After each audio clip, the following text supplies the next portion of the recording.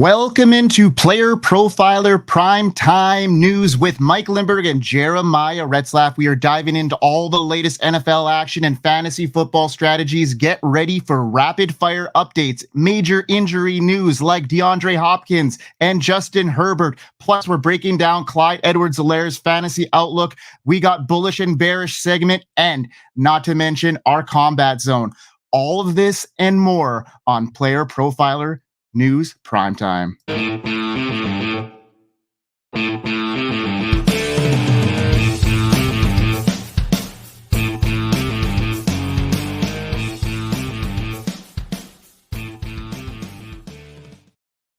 So we've got a lot of injury news to report this week. Two big names in particular, one starting with the Tennessee Titans veteran wideout DeAndre Hopkins. It looked like he suffered an MCL sprain during practice on Thursday last week. The timeline is a little murky right now. You want to give us an update there, Jeremiah, and what's going on in Tennessee? Well, it's funny. In retail, you have your store all perfectly laid out on every shelf. Every item is where you want it to be, but then the doors open and people start coming in, and then things get jumbled and shifted. Now we have that in the NFL. People are starting to get hurt. We are live. You go live and it's on. So we have injuries happening in rapid fire news that you can't just bottle it back up. There's things knocked over on all the shelves. Some of those things that have happened to us, one of those shelves that have been knocked over, you see the toy aisle and stuff is just tipped right over. Right here, we have DeAndre Hopkins suffered an MCL sprain during practice on last Thursday, and is expected to miss 4 to 6 weeks. Now, the prognosis is as early as week 1 with availability to possibly week 3. So this assumes a 4 to 6 week timeline holding. Why rush a 32-year-old wide receiver back when the trio of Calvin Ridley, Tyler Boyd, and DeAndre Hopkins are all 29 and older? So some stats that I spit out last Thursday: Calvin Ridley goes in the 5th round, number 1 in route participation at 100% last year. 14th in targets, number 3 in red zone targets with 25. DeAndre Hopkins, he has since Thursday has fallen from round 6 to round 7 in just a matter of days. Hopkins was number 2 in deep targets last year with 35. Number 2 in air yards with 1,905. So that's got to go somewhere, right? We saw a huge bomb thrown to Nick Westbrook-Ikhine, who goes in round 18 on Underdog. So there is a name to learn. Ikhine is a 5th-year UDFA who will look to capitalize on DeAndre Hopkins' absence. I don't see Tyler Boyd's role being affected, as Boyd has been brought in for the intermediate passing game. Boyd may get more target share, but his role is the same. Calvin Ridley is the archetype and role matching player to DeAndre Hopkins, who will get the benefit from Hopkins' absence. Ridley is the steepest cost. However, there's a reason, because Calvin Ridley is the best talent. Many times we see injury and suspensions as a chance to buy an ADP on players. At 32 years old with diminishing production, I am going to keep my bags packed on DeAndre Hopkins and let them gather dust on the side. So this is for best ball. I have 13% exposure and will let that number drop. This isn't a death sentence for D-Hop, the player. However, in managing risk, this is like self-defense. We want to get away, run away, right away, and in the meantime, load up on some Calvin Ridley. Now, Mike, speaking of some more news with, hey, those toy shelves get knocked over at Target. The Los Angeles Chargers quarterback Justin Herbert, he's been diagnosed with plantar fascia injury and will miss the next 2 weeks. What do you make of this injury and the outlook on the Los Angeles Chargers? Well, yeah, that wasn't a very good situation to begin with. We know that as of last year, Justin Herbert was a go-to pick in fantasy draft. He was ranked as a top 5 quarterback in dynasty and redraft leagues. That was just last year. But now those high hopes are starting to look a little unrealistic, if you ask me, after a great 2021 where he finished as the quarterback 2. Herbert's performance took a major hit last year, finishing as quarterback 10. His stats, they took a nosedive. Fewer pass attempts, fewer passing yards, and almost a full touchdown less per game compared to a stellar 2021 season. Things are going to get even worse, I think. The Chargers offense, known for its pass-heavy approach, is changing. With Jim Harbaugh taking over as head coach, Harbaugh's style is all about running the ball with clutches, with Herbert's need to stay as an elite quarterback. Harbaugh's history shows he prefers a run-first offense, which means Herbert might end up throwing the ball a lot less, hurting his fantasy value. To make matters even worse, Herbert recently has been dealing with that plantar fascia injury, like you mentioned, to his right foot. While he is expected to be back by week 1, as per Adam Schefter notes, Herbert will likely be dealing with foot pain throughout the season. This injury can linger and impact his performance for a long time, raising big concerns about how well he'll play in 2024. If he misses the rest of training camp and preseason due to this injury, the Chargers will have 3 backup quarterbacks: Easton Stick, Matt Duggan, and Casey Bonham. So none of these have shown promise. Stick in particular was a letdown last season and hasn't improved much, making the worry for Herbert's recovery more important.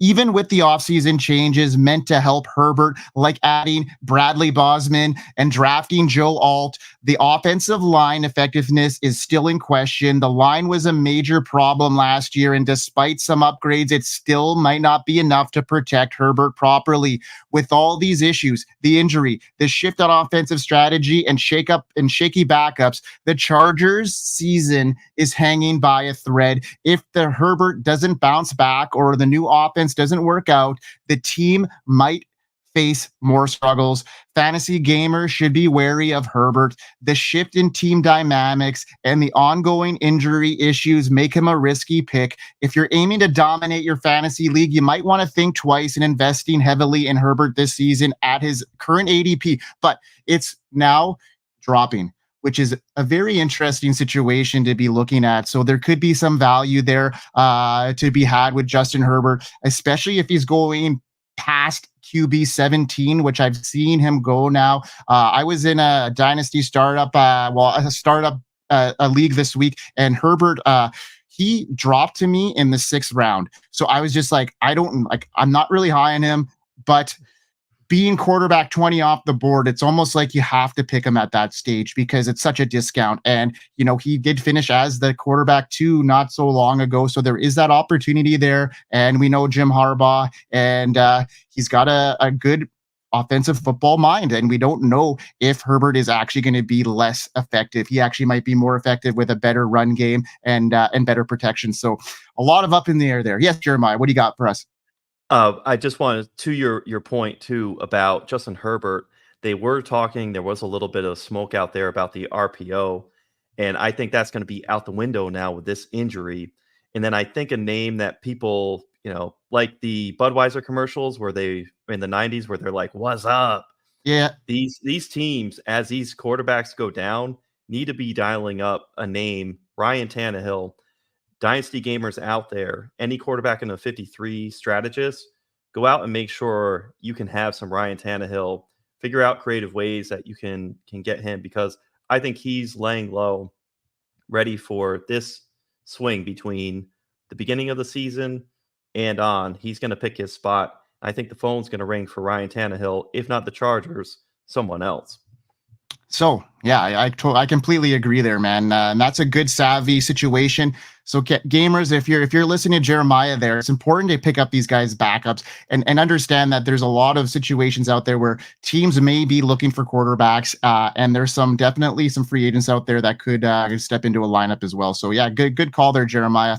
So if you're enjoying the show, don't miss out on more exclusive content. Subscribe to Player Profiler YouTube channel at Player Profiler News. Follow us on Twitter at Profiler_NFL, and visit our website at www.playerprofiler.com/news for all the breaking news and its impact on fantasy football. Stay ahead of the game with us at Player Profile.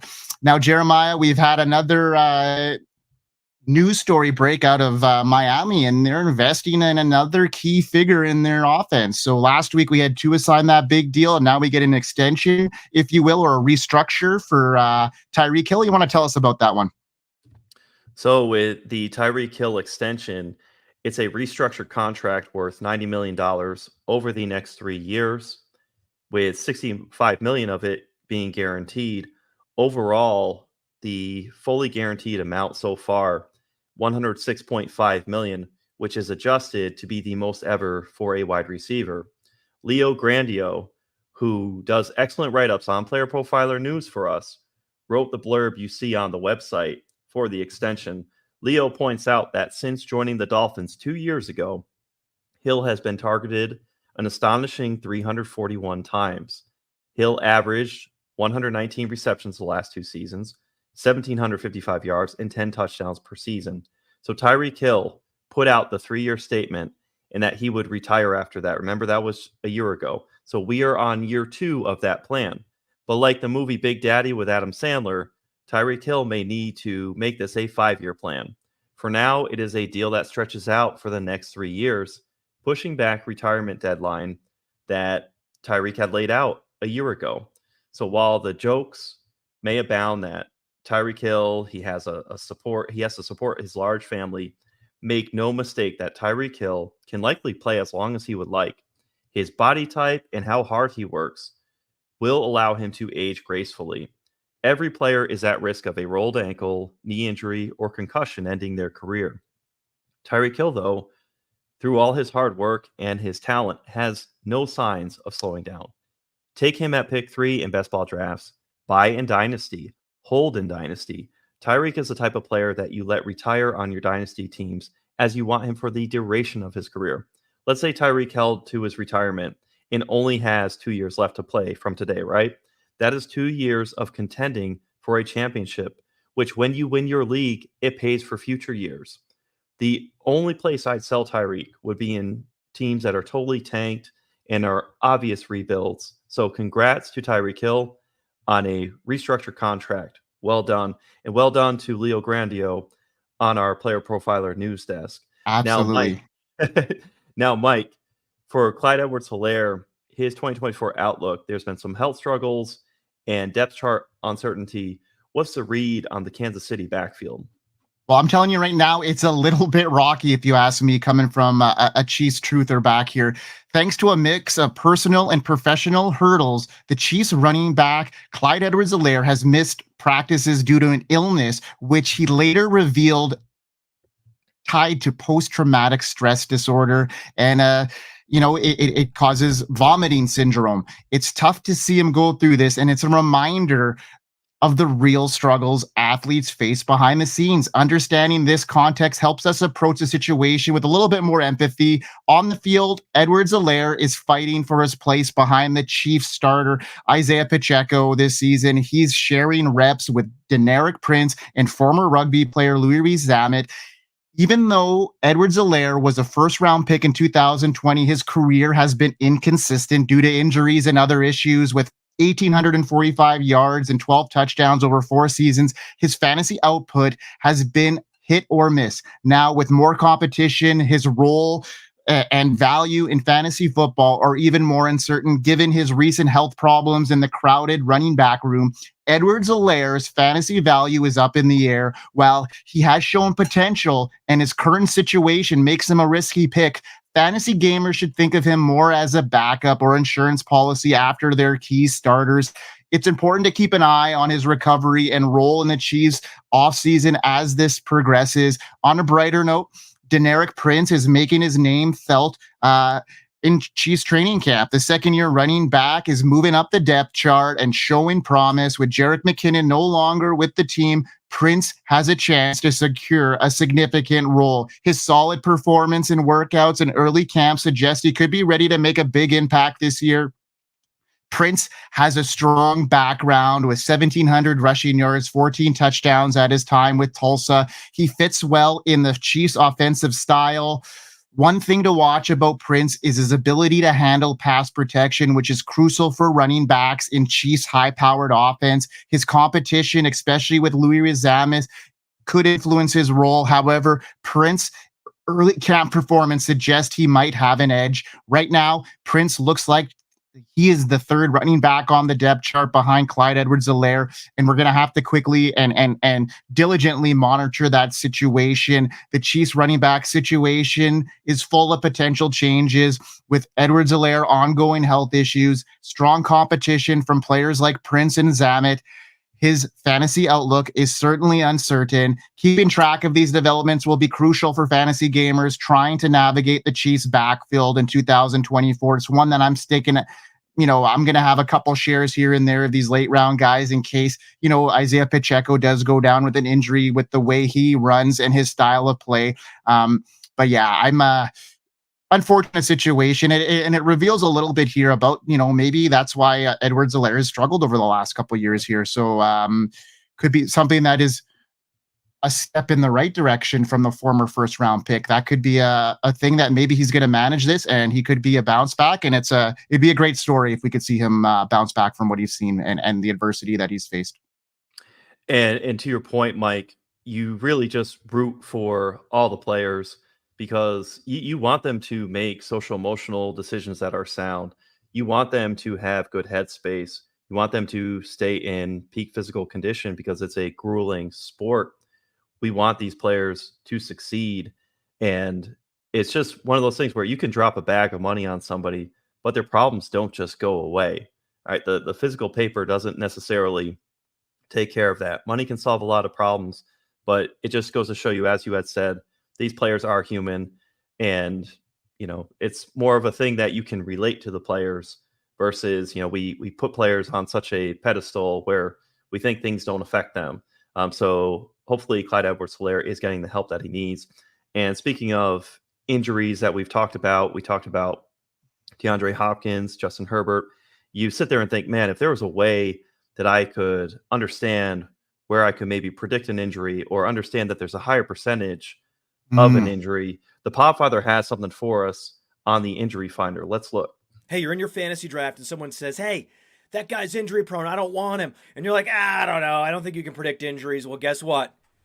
Now you can! Injury proneness is real! At Player Profiler, we have the data on these players, and it's all in the Injury Finder app. Their injury track record back through time, exactly where they were injured, how severe it is. We look at the BMI data, and we crunch it all together, and we give you probabilities that a player will miss multiple games this NFL season, as well as the complete database of NFL injuries and the ability to compare two players and look at their injury track record. The Injury Finder is powerful, and it's only $5. If it's worth it to have that peace of mind when you're drafting, go get it. Very nice. Thank you, Podfather. So get the Injury Finder, and you can be a lot more sharper in understanding and then not caught by surprise near as much for players who get injured. Now, we have a segment next. It's Bearish Bullish, and let's lead it off. 0-1.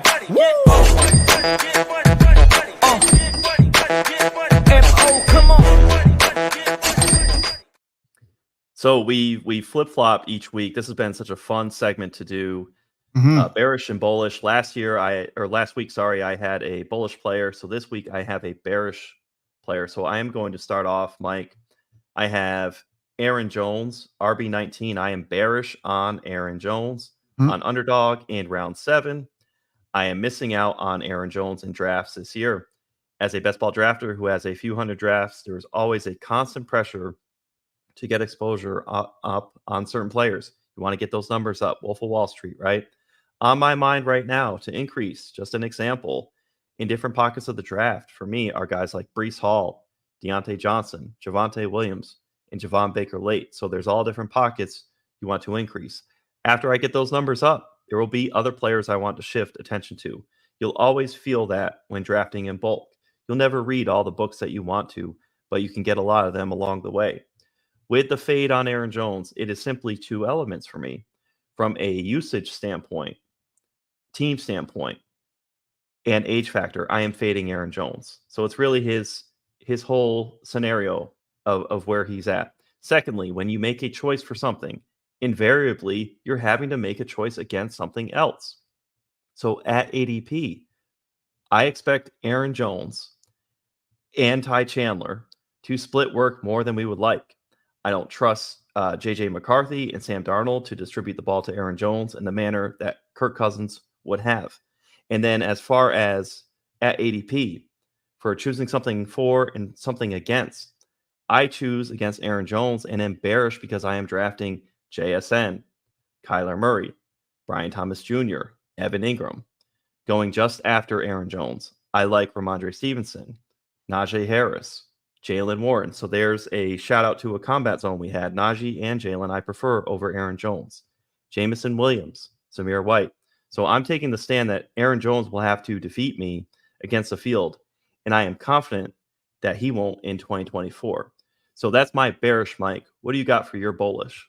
I want to add to that too, because I think you make a great point here. With all those guys that you had mentioned, there's maybe one that I would maybe draft Aaron Jones over, depending on that. Maybe Jamison Williams would be the only guy I would maybe consider Aaron Jones over in that range. Like you mentioned, guys like Ramondre Stevenson, who's, I just, with Van Pelt there, I just think that it's going to be a huge rushing attack coming back for them. Zamir White's going to have a good role. And, Aaron Jones has hit that age cliff. He's pushing 30 years old. I think he turns 30 this year, which is very alarming for me in a new offense that isn't going to be in a lot of scoring opportunities, at least not early, I don't think. So we're going to have to see on that, but I think that's a great call. There's a ton of guys that you mentioned that I'm very much more bullish on, and I'm bearish as well on Aaron Jones. Now, my bullish player you mentioned around the same area, and I'm going to be talking about Javon Baker. It's a name you're going to want to keep on your radar this fantasy football season. Drafted in the 4th round by the New England Patriots, Baker is already making waves in training camp with impressive catches and speed.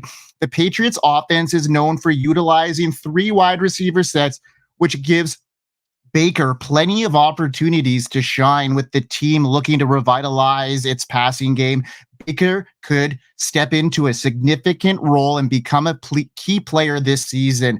He is going to be probably playing in 2 wide receiver sets as well, so that says a lot. The 6'1", running 4.46 40-yard dash. Baker combines size and speed that makes him a genuine threat on the field. His ability to make those catches and showcase exceptional ball skills has not gone unnoticed. Although he's primarily faced backup defenders so far in camp, his big play suggests that he could fill a much-needed role as deep threat for the Patriots, addressing their long-standing need for explosive plays. And there's only one player in that lineup that actually fits that X receiver role, and that's Javon Baker. The Patriots have struggled with big plays recently, and his speed, his knack for stretching the field could be exactly what the Patriots need, with new offensive coordinator Van Pelt focusing on bigger, more physical receivers.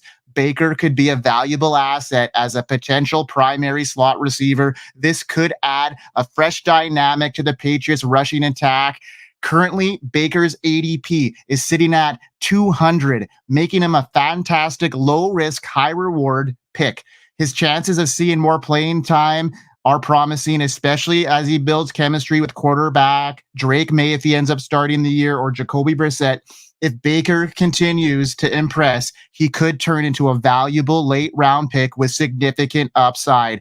One of the exciting possibilities in this potential role as a starter is that X receiver role, and he could definitely get that if he gets chemistry early with Drake May. Baker's exceptional hands, high point ability, and large catch radius give him an edge in making these difficult catches. Javon Baker is intriguing sleeper pick for me, and I am just so bullish on him heading into this year. His size, his speed. Baker could be a key contributor and a great value pick headed into this season. What do you think on Baker, Javon Baker there, Jeremiah? Are you bullish on him as well? It's cool to see because as I was speaking to how you try and flatten out and get exposure to every type of player, it's kind of like Jim Carrey, where it's like, throw me a spear and you get a player. And then it's like, well, draft Jalen McMillan over here. And it can feel overwhelming. But Javon Baker is one of those players. I had a ton of him, a very high, like over 30% pre-NFL draft. Post-NFL draft, I had veered away. Now that we have gotten more bullish news, I've been clickety-click real late in this big band of drafts I have. I have 30-plus drafts out. And in that 17, 18 round range, I'm clicking on Javon Baker. So I will get some representative post NFL draft numbers up, and it's fun to see. And he's a player to watch. It's the New England Patriots. They've struck out so much. So it would be really cool to see them hit. The idea, though, of if you run the Socratic method exercise of what if Drake May, it hits? What if Drake May is that dude? All you have to consider then is, hey, throw out a wide receiver with Drake May, and you have a bullish sentiment already from the jump. Whereas with Mac Jones, you get any Patriots wide receiver, and you don't have that. So when we buy into the talent of Drake May, we just see Javon Baker on top of that, independent of Drake May. We're getting bullish Javon Baker news. Sign me up. So it's a great call, Mike. I like where your head's at as far as being bullish on Javon Baker. Now, speaking of how we select players, our world famous draft kit, go out and get our world famous draft kit. It has team insights, player analysis, and cheat sheets. Something that's really cool is that each player, we get the outlook on where they've been, where they're at, and what to expect going forward. So you get just good analysis on the fact of what they've done, where they happen to be right now, and you get excellent prognosis, sharp analysis going forward, because going forward is what we're going to want. And we want to be forward thinking in how we attack and approach these drafts. In Dynasty and redraft, your keeper leagues are coming out. Your best ball has been around. Any type of contest that you have, you want to be forward looking based on what we have for the present. So with that said, let's go into the coach's corner.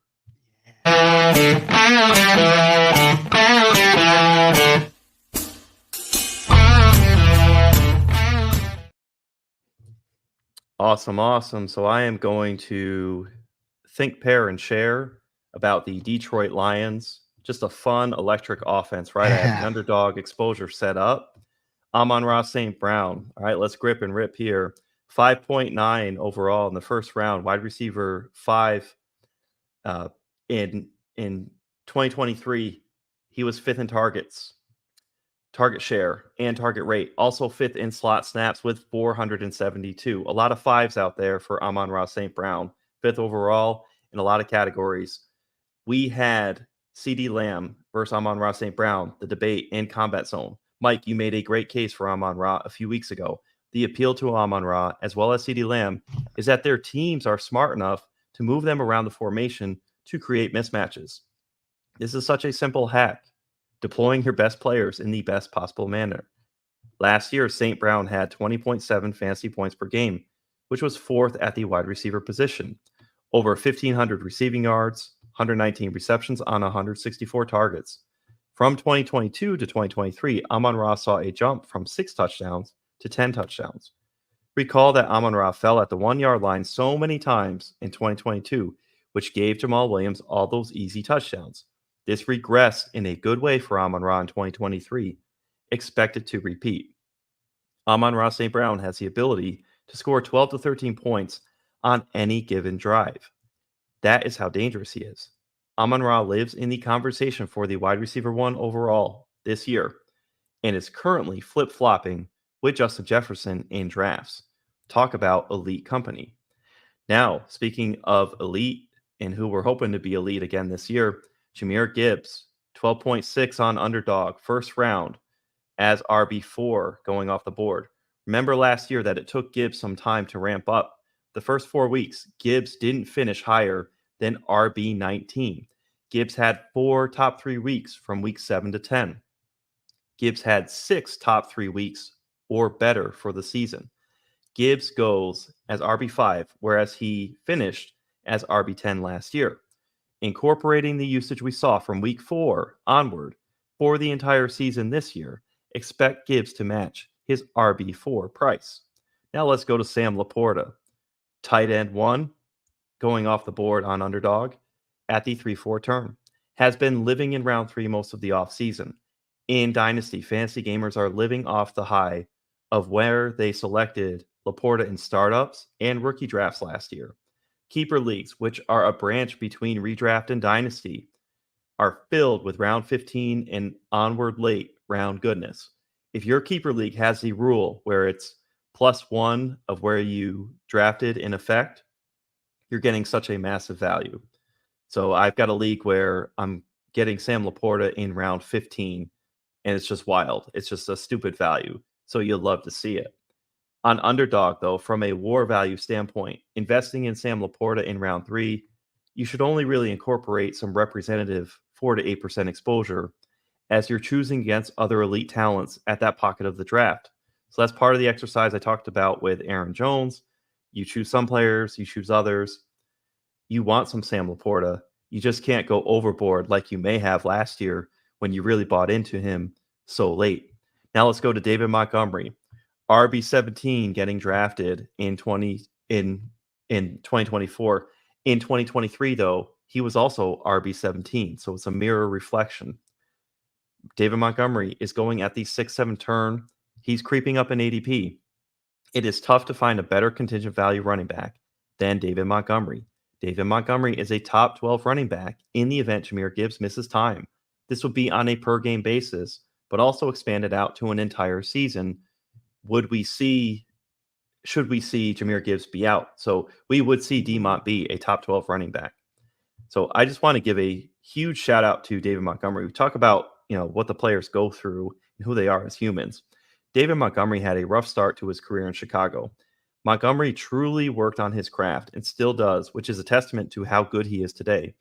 A running back that reminds me of David Montgomery from a professional standpoint is Brian Robinson Jr. These are the type of players that work to close the gap in the pros and take advantage of any competition that gets lax in their training. Recall Devontae Parker not taking his training serious early on in his career.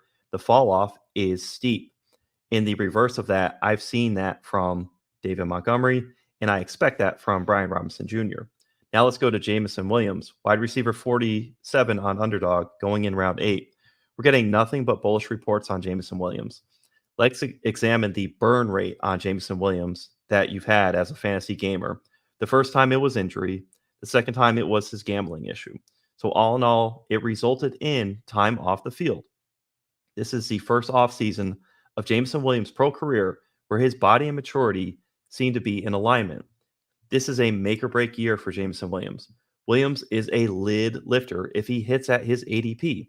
It is worth the risk in round 8 after you've built the base of your team. So go out and get you some Jameson Williams. Jared Goff, QB 16 right now, being drafted in round 11.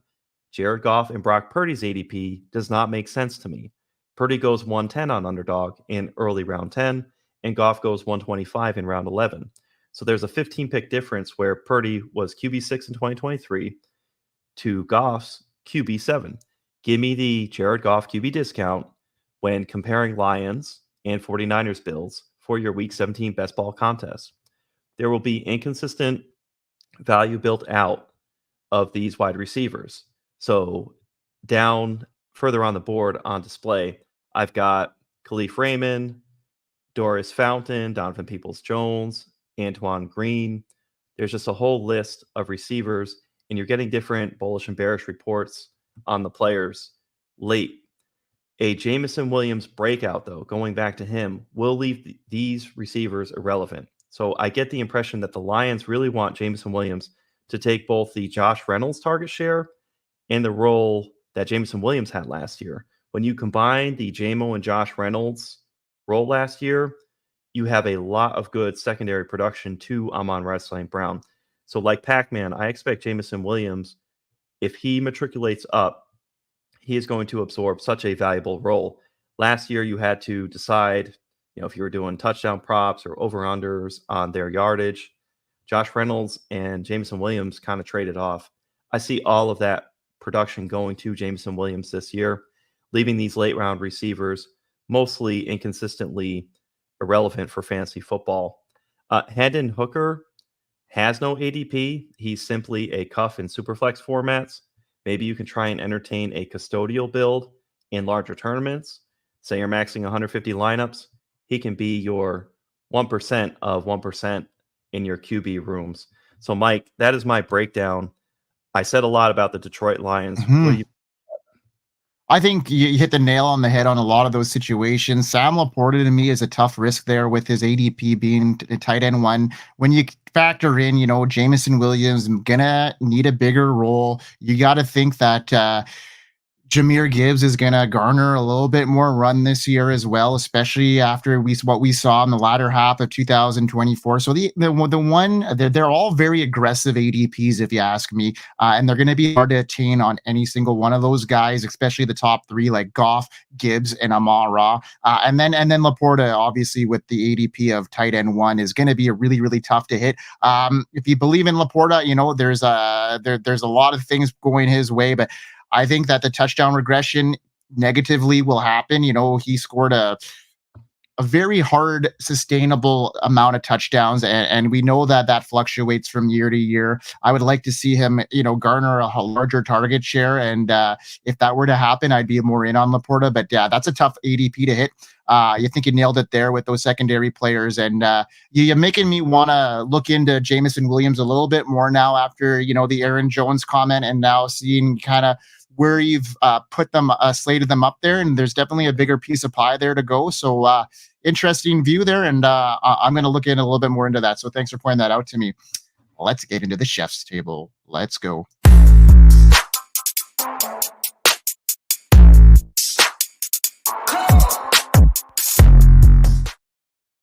All right. So Jeremiah took care of the Detroit Lions. I'm going to break down and I'm going to continue talking about the New England Patriots because they're a very interesting team. We know they dominated the NFL with 6 Super Bowl wins between 2001 and 2018 and claimed the AFC title almost every year, have recently fallen from grace. In the past 4 seasons, they've struggled. They had a dismal 4-13 record in 2023, their worst since 1992. Big changes. Legendary coach Bill Belichick is now sharing his insights on the Manning cast. 3-year starter Mac Jones has been let go, and beloved special teams star Matthew Slater has retired. Lot going on there. New head coach, new offensive coordinator, key additions like Antonio Gibson, Jacoby Brissett, KJ Osborne, departures like Mac Jones, Zeke, Devontae Parker, Mike Gesicki, some bigger names there that departed. And then we got to talk about those draft picks. Drake May, we talked about him a little bit. 2nd round draft pick, Jalen Polk, who's obviously, been very, very solid in camp so far. And I went in deep about, Javon Baker and how high I am on him. So let's just start by getting into the quarterback room here, because that's the one I think more people are interested in knowing about. And I think they're poised for an exciting transformation, the Patriots in 2024, with the arrival of Drake May. Drafted 3rd overall, May brings an intriguing blend of talent and potential to this Patriots offense. His college career at North Carolina was highlighted by impressive stats, high level of play, including a standout 2022 season where he threw over 4,300 yards and 38 touchdowns. And his name was being up there, floated around before Jaden Daniels' historic year as a guy that was in the same conversation with Caleb Williams as the number 1 pick headed into the 2023 season, college season. And things changed. May did nothing to hurt his case. It's just that Jaden Daniels was so prolific that it was just a no-brainer for the Commanders to pick him up.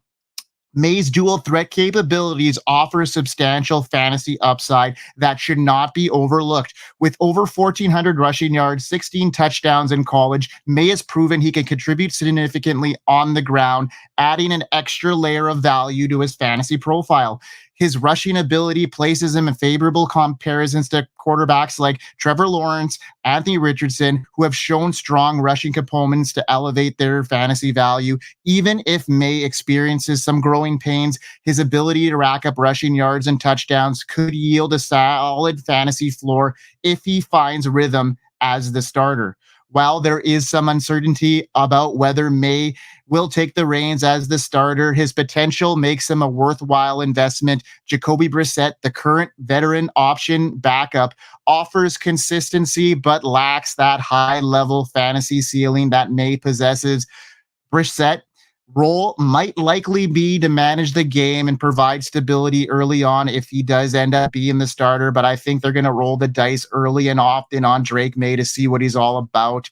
Overall, the Patriots' new look offense, led by May and supported by a fresh group of receivers, presents a promising scenario for fantasy gamers looking to get some value there in the quarterback position later on in drafts, especially in those super flex leagues that warrant two quarterbacks starting. Now, let's move on to the backfield, and it looks a lot different than it did last year. We do have some goal mines, I think, headed into this year, and I think Ramondre Stevenson is set to take the center stage. Since his rookie season, Stevenson has been making waves, and this year he'll be in line to benefit from a revamped offense under the tutelage of Alex Van Pelt. Zeke is no longer in the picture. Stevenson should see more touches, especially near the goal line where Zeke dominate. Currently ranked as RB21, Stevenson is a mid-round pick with substantial potential to reach RB1 status if the Patriots offense improves. With Elliott gone, Stevenson is expected to be the red zone guy, like I mentioned. Antonio Gibson is expected to be the backup. He also brings some interesting potential as a late round pick, known for his skills in the passing game. Gibson is a valuable option in PPR leagues, even though his role will be more of a supportive one compared to Stevenson. Gibson has shown he can pile up yardage and touchdowns in previous seasons with an ADP of running back 52. He could be a guy that you could fit into a flex position, a guy that you might want to take a dart throw on because there is some ambiguity in that backfield. But in summary, the Patriots' situation at running back, it does look promising. I got a lot of Ramondre Stevenson shares up there right now, and I'm thinking he's going to bounce back to what he did in 2022. Now the receiving group, I talked about Javon Baker in depth already, but guys like Jalen Polk, who was the 37th pick in the draft, has got a lot going for him. He's versatile, tough, and good at making catches in tough spots. Given his draft position, he's expected to play a big role from the start. With an ADP in the later rounds, he's a great pick for those who are looking to find a breakout star and become a wide receiver 3 or a solid flex play. Demario Douglas, who's entering his second year, has shown some promise, but is also facing some tough competition. If I were to rank these guys as far as how I would draft them, I'd be drafting Baker first, then Polk, and then Demario Douglas in that order based off of where I see their ADPs and where I see their upside hammering down. So for fantasy gamers, taking a chance on Polk or Baker could pay off, especially in a season where the Patriots passing game has plenty of opportunities for new stars. Now, speaking of a star that, may have been coming under the radar as of late because he's a veteran, but the tight end situation for the Patriots is shaping up to be very interesting with Hunter Henry leading the way. Henry has had his ups and downs recently, but his new 3-year, $27 million deal shows that the Patriots still see him as a key player. With an ADP falling into the late rounds, he's worth a look as a tight end 2 or even a low-end tight end 1 if he can bounce back to his former self, and I'm liking his chances of that with the new offensive coordinator, Van Pelt, who's known for using multiple tight ends effectively. Even though the Patriots have added Austin Hooper and Jaheim Bell, Henry is expected to be the top tight end if he stays healthy and gets back to his old form. We could easily see him exceed his current ADP and offer great value for fantasy gamers alike. So a lot of situations variabling in the Patriots offense, and I'm looking to see some values there in a lot of areas. So for savvy gamers that want to see some value later on in the rounds, I'm looking at Jalen Polk, I'm looking at Drake May, and I'm looking at Javon Baker as those guys. Yeah, that is the chef's table. Hey, and chef's kiss to that. That's a great breakdown. I love what you say about Ramondre Stevenson. It just kind of dawns on you when you see the money invested that the Patriots had for him. It just bullish signal there. I don't think it's necessarily going to happen for Antonio Gibson. I've been burned by him before, but at the same time, I look at what the money is lining up. I really think it is going to be Ramondre Stevenson being the guy you want. I love what you say about Hunter Henry. Just what an excellent value there at tight end. He's going to get targets, whether it's Jacoby Brissett or Drake May, of course, the safety blanket over the seams in the immediate passing game. And then you spoke so eloquently on Javon Baker. We love the talent. The arrow is pointing up, and the prices are all pointing down for the New England Patriots. So the arrow is up for Drake May and their future, which we just need clarity as far as this year. But I think, like you said, we can unfurl plenty of value for the New England Patriots. Now, Mike, we have our combat zone. Let me pull up last week. It was Tua versus Trevor Lawrence, and we got our results here. And you put up the poll with our combat zone. Who do you think is the better investment? And you and I argued heartily. I had Tua, you had Trevor, and then the crowd loves some Jordan Love. So what do you make of that? Well, I think that we deliberately left Jordan Love out of there because we were wanting to create some suspense here, and we kind of knew that was going towards that situation where Jordan Love would, eventually do that. I'm really high on Trevor Lawrence this year. I think he has potential to be a top 12 quarterback and break the top 10 if all things go into play. So I'm looking at some good values there in the mid to later rounds in quarterbacks. So this is a great year if you're looking to punt quarterback. I think starting at round 9 is a really good value there for quarterbacks, and you can pick any one of those three there, and they're usually around there. Jordan Love's creeping up a bit more now, but yeah, good insight there. Well, Theo Greminger always talks about the wide receiver money zone. I think to your point, what you highlighted about round 9 is a quarterback money zone. Dak Prescott is another one there. In this poll, we have Tua, Trevor, Jordan Love, Brock Purdy, Jared Goff, Jaden Daniels, Caleb Williams. There's such a zone that's not in that elite pocket that, to your point, such a value. So hat tip, though, to Jordan Love, and hat tip to Tua, Trevor, and Love. All three players we talked about, we root for the players. We want them to do well. Well, here are three guys getting the bag. You love to see it. And then now we are left with, we had our combat zone last week. Let's get into it for this week. It's go time. It's go time. It's go time. We going up. We go.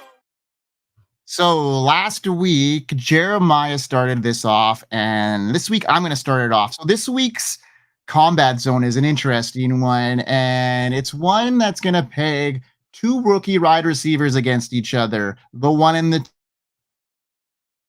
Malik Neighbors. We've got Marvin Harrison Jr., and I'm going to kick it off here first with Marvin Harrison Jr. All right, I like him first because he's set to be the top rookie wide receiver in fantasy football for 2024, and here's why. He's a standout pick over Neighbors, drafted 4th overall by the Arizona Cardinals. Harrison is coming off an incredible college career at Ohio State, where he racked up 155 catches, 2,600 yards, 31 touchdowns over his last 2 seasons. His impressive stats, including an average of 17 yards per reception, shows he's a big play machine who knows how to take over games. What really makes Harrison a top choice is his new role with the Cardinals. Kyler Murray back from ACL injury and Marquise Brown gone. Harrison steps in as the team's number 1 receiver. The rest of the Cardinals receiving core is pretty thin, with only Michael Wilson, Greg Dortch, and Chris Moore competing for targets. This means Harrison will get plenty of chances to shine, giving him huge upside in fantasy football. In contrast, Neighbors will face more competition for targets in New York. Harrison's college stats are nothing short of amazing, with back-to-back seasons of over 1,200 yards. He can easily make the top 24 fantasy wide receivers in 2024. On the other hand, Neighbors, who was drafted 6th overall by the Giants, also had an outstanding college career, which I'm sure you're going to get into, but he's working with Daniel Jones, who's just adjusting to his new receiving options, which could limit Neighbors' immediate impact. Harrison's combination of size and in past performances makes him a great bet for a huge rookie year. He is expected to put up impressive numbers with the potential to being close to 1,500 receiving yards and 10 plus touchdowns, given his dominant college career and key role at the Cardinals. Harrison has everything needed to be the top wide receiver in this class. However, overall, Marvin Harrison Jr.'s impressive college career, clear wide receiver one role with the Cardinals, and strong early projections make him the best choice for the rookie wide receiver in fantasy football. His high target volume and production gives him the edge over Neighbors, making him my top pick for fantasy gamers looking to stand out in this wide receiver rookie class. What do you got for Neighbors? Because I'm really high on him too. I think both these guys are elite talents, elite playmakers. They're very different in the way they play ball. I love Neighbors yak. I'm sure you're going to talk about that right away, but let's get into Neighbors because I don't think you can lose on either of these guys. Well, it's champagne problems, Mike. So drafted 6th overall by the Giants, Malik Neighbors is coming off a senior season where he had 89 receptions, 1,569 receiving yards, nice, and 14 touchdowns on a 31.9% target share. Neighbors did this in 13 games. In adjusting to the pros, Malik Neighbors has 4 more games to reach these season totals. Malik Neighbors is projected for 140 targets in our world-famous draft kit. Expect Malik Neighbors to push 150 targets this season. From a talent standpoint, Malik Neighbors is the only alpha show in town and has a free runway for liftoff in New York. Currently, Malik Neighbors is dusting every Giants cornerback in sight with his 4.4 40-yard dash wheels. Malik Neighbors' targets will be like green eggs and ham by Dr. Seuss. He'll eat them in the rain, in the dark, on a train, in a car. Malik Neighbors will eat targets anywhere. When the Giants throw in the towel, that will count as a target for Malik Neighbors too. This time next year, Malik Neighbors' 2024 ADP will be considered cheap. When Malik Neighbors is not on the football field, you will find him at the Old Country Buffet because in 2024, it will be all that you can eat. Malik Neighbors doesn't have a Trey McBride to compete with him for targets. Remember, Mike, from our prior combat zone, that Trey McBride is going to be the tight end 1 overall in 2024. The easy button decision for me, you call back to it, 2 great players, right? When considering ADP, Malik Neighbors goes 13 picks later than Marvin Harrison Jr. So for players who are neck and neck for talent gobbling up, Malik Neighbors is a slam dunk. What do you got to say to that? I think it's a slam dunk. Both of them are. I think his ADP is definitely a lot more advantageous. I'd be on Malik Neighbors' ADP over Marvin Harrison. We're talking about who might finish as the top wide receiver. I just think the touchdown potential for Marvin Harrison Jr. is just going to be there. Kyler Murray's a proven top 5 quarterback when he's healthy, and I think that could really continue on. So we're splitting hairs here. What a great debate! I love these combat zones we get to do together, and they're just creating more and more rivalry between the two of us. It's awesome, man. Well, if you all enjoy the show, all right, don't miss out on more exclusive content. So if you love our combat zone, love going back to back with Mike on all these, it's been a whole lot of fun. Make sure you subscribe to Player Profiler News YouTube channel at Player Profiler News. Follow us on X at Profiler_NFL. Visit www.playerprofiler.com/news. Get all the latest breaking news and its impact on fantasy football. All right, that's where Mike and I are. Okay, so stay ahead of the game with Player Profiler. Mike, it's been a pleasure. Really fun show. And, we talk about the world famous draft kit where it talks about where we've been, where we're at, and where we're going. This is a good breakdown of where we're at right now. Just a moment in time, August 5th, 2024. And just going forward into September, there's so much that's going to unfurl before us. Just be ready, and as you're drinking water from a fire hydrant, come see us to help you drink it all in. We'll see you next week. From the Podfather to you, I deeply appreciate you tuning in. And many ask, what can I do? What can I do to help support the host, the research they do, the production costs? Go to playerprofiler.com, Dynasty Deluxe, World Famous Draft Kit, Rankings, DFS Dominator, and of course, data analysis. Subscribe to any one of those, and you support all of us and take Player Profiler to the moon.